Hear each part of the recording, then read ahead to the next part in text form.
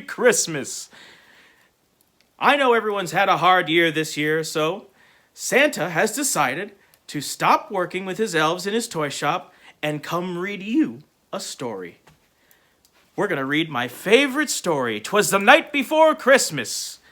So everyone gather around. Gather around. Here we go. 'Twas the night before Christmas. 'Twas the night before Christmas, when all through the house not a creature was stirring, not even a mouse. The stockings were hung by the chimney with care, in hopes that St. Nicholas soon would be there. And I would. The children were nestled all snug in their beds, while visions of sugar plums danced in their heads. And Mama in her kerchief, and I in my cap, had just settled our brains for a long winter's nap. When out on the lawn there arose such a clatter, I sprang from my bed to see what was the matter. Away to the window I flew like a flash, tore open the shutter, and threw up the sash. The moon on the breast of the new-fallen snow gave a luster of midday to objects below, when what to my wandering eyes should appear but a miniature sleigh and 8 tiny reindeer. With a little old driver so lively and quick, I knew in a minute it must be Saint Nick. More rapid than eagles his coursers they came, and he whistled and shouted and called them by name. Now Dasher, now Dancer, now Prancer and Vixen, on Comet, on Cupid, on Donner and Blitzen. To the top of the porch, to the top of the wall, now dash away, dash away, dash away all! As dry leaves that before the wild hurricane fly, when they meet with an obstacle mount to the sky, so up to the housetop the coursers they flew, with a sleigh full of toys and St. Nicholas too. And then in a twinkling I heard on the roof the prancing and pawing of each little hoof. As I drew in my head and was turning around, down the chimney St. Nicholas came with a bound. He was dressed all in fur from his head to his foot, and his clothes were all tarnished with ashes and soot.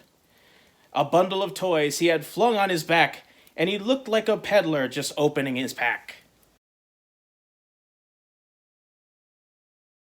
His eyes, how they twinkled, his dimples, how merry, his cheeks were like roses, his nose like a cherry.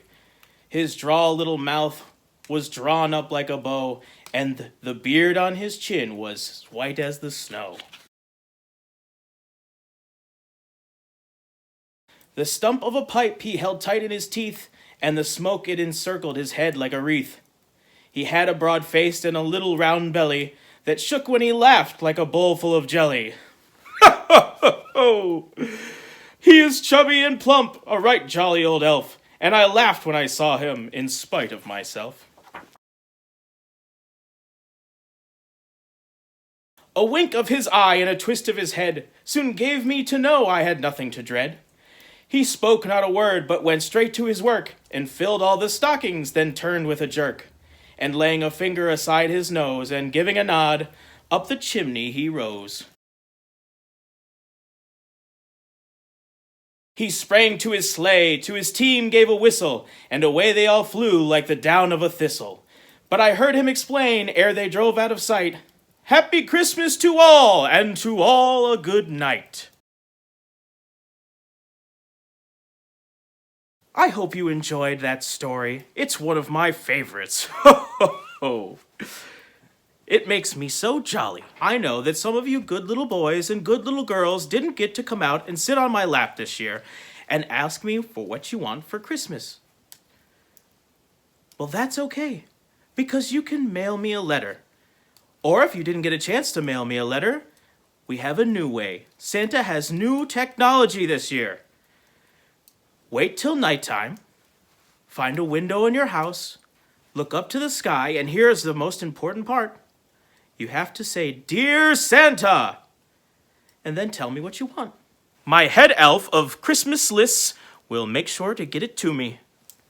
And with that, I must get back to work. There's only a few days left. I hope you enjoyed this time with Santa, and make sure to continue to behave. Merry Christmas to all, and to all, a good night.